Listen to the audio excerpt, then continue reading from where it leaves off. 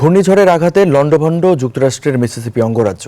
নিহতের সংখ্যা বেড়ে ২৬ জনে দাঁড়িয়েছে।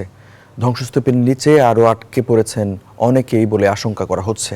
বিদ্যুৎ বিচ্ছিন্ন হয়ে পড়েছেন হাজারো মানুষ। সেই সাথে নিখোঁজদের সন্ধানে চলছে উদ্ধার অভিযান। এদিকে নিহত ও ক্ষতিগ্রস্ত পরিবারের প্রতি সমবেদনা জানিয়েছেন প্রেসিডেন্ট জো বাইডেন। বিস্তারিত মাসুদ রানার ডেস্ক রিপোর্টে। যুক্তরাষ্ট্রের স্থানীয় সময় শুক্রবার রাতে মিসিসিপি অঙ্গরাজ্যে আঘাত হানে শক্তিশালী ঘূর্ণিঝড়। মুহূর্তেই লন্ডভন্ড হয়ে পড়ে বেশ কিছু এলাকা। দিনের আলো ফুটতেই স্পষ্ট হতে থাকে ক্ষয়ক্ষতির চিত্র। ধ্বংসস্তূপের নিচে আরো অনেকে আটকা পড়েছেন বলে আশঙ্কা করা হচ্ছে। আঘাত হানা এলাকার বিভিন্ন স্থানে অসংখ্য গাছ এবং বিদ্যুতের লাইন ভেঙে পড়ায় বিদ্যুৎ বিচ্ছিন্ন হয়ে পড়েছেন হাজারো মানুষ। স্থানীয় বাসিন্দারা বলছেন তারা এমন টর্নেডো আগে কখনো দেখেনি।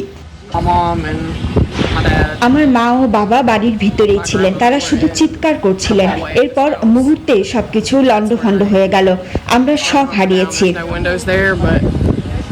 ক্ষতিগ্রস্ত এলাকাগুলোতে এরই মধ্যে জরুরি অবস্থা ঘোষণা করেছেন মিসিসিপি অঙ্গরাজ্যের গভর্নর। সেই সাথে অব্যাহত রয়েছে উদ্ধার অভিযান।